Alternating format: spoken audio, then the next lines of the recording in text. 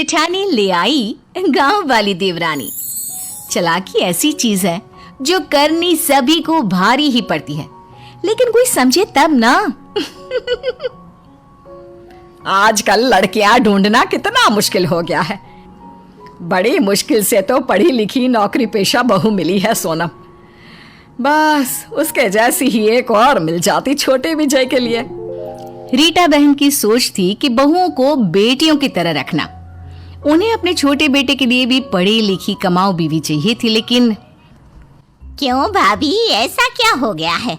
बेटे आपके सुंदर, घर आपका बड़ा, और सोच भी आपकी सास वाली भी नहीं है, तो क्यों नहीं मिलेगी बहू? और सोनम बहू को देखो कैसे राज कर रही है पूरे घर में। मैं अपने विजय के लिए भी सोनम जैसी नौकरी करने वाली बहू ढूंढ रही थी, लेकिन मुझे कोई मिल ही नहीं रही। काम करने वाली बहू? लेकिन भाभी ऐसा क्यों? क्योंकि आजकल के लड़कों को ऐसी ही लड़कियां ज्यादा पसंद होती है जो उनके कदम से कदम मिलाकर चले, अपने पति की बराबरी करे। कल को एक की नौकरी ना रहे तो दूसरा सहारा बने। जेठानी जो मन में सोचती है कि भाई छोटी भी नौकरी पेशा आ गई तो घर का काम कौन करेगा, उसे देवरानी नहीं बस एक नौकरानी की तलाश थी। अरे कैसी बात कर रही है माँ? मैं तो नौकरी पेशा होकर पछताती हूँ। वो भी आ जाएगी तो कैसे घर का काम काज होगा? अरे मेरे लिए तो ऐसी बहू भी चलेगी, लेकिन क्या मेरे विजय को ऐसी बीवी चलेगी? मेरा क्या है, आज हूँ कल नहीं। अरे भाभी क्यों नहीं, बहू सही तो बोल रही है। और वैसे भी लड़कों को ऐसी ही लड़की ज्यादा अच्छी लगती है जो घर परिवार देखती है। बाकी विजय तुम्हारा राजी रहे, पैसे की कमी थोड़ी ना है जो बहू का मुंह देखना पड़े। लो जी, जेठानी की चाल तो कामयाब हो गई। वो समझ जाती है कि अब तो उसका ही राज चलेगा, क्योंकि जैसा वो चाह रही है वैसा ही हो रहा है। लेकिन ऐसी लड़की भी कौन सी आसानी से मिल जाती है।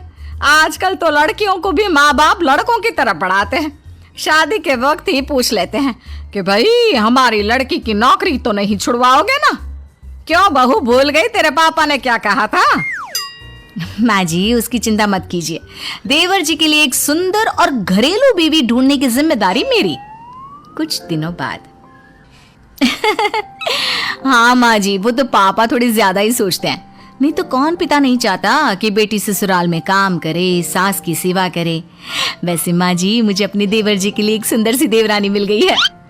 अच्छा, मुझे भी दिखाओ, मैं भी देखना चाहती हूँ कि क्या देखा है तूने अपनी देवरानी में। वैसे बात तो सही है, घर में भी तो कोई रहना चाहिए। घर दिन में ना काटने को दौड़ता है।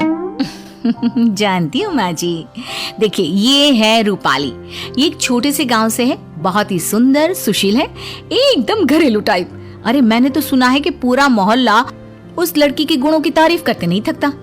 अरे शादी हो गई ना देवर जी की तो राज करेंगे इसके साथ। हाँ।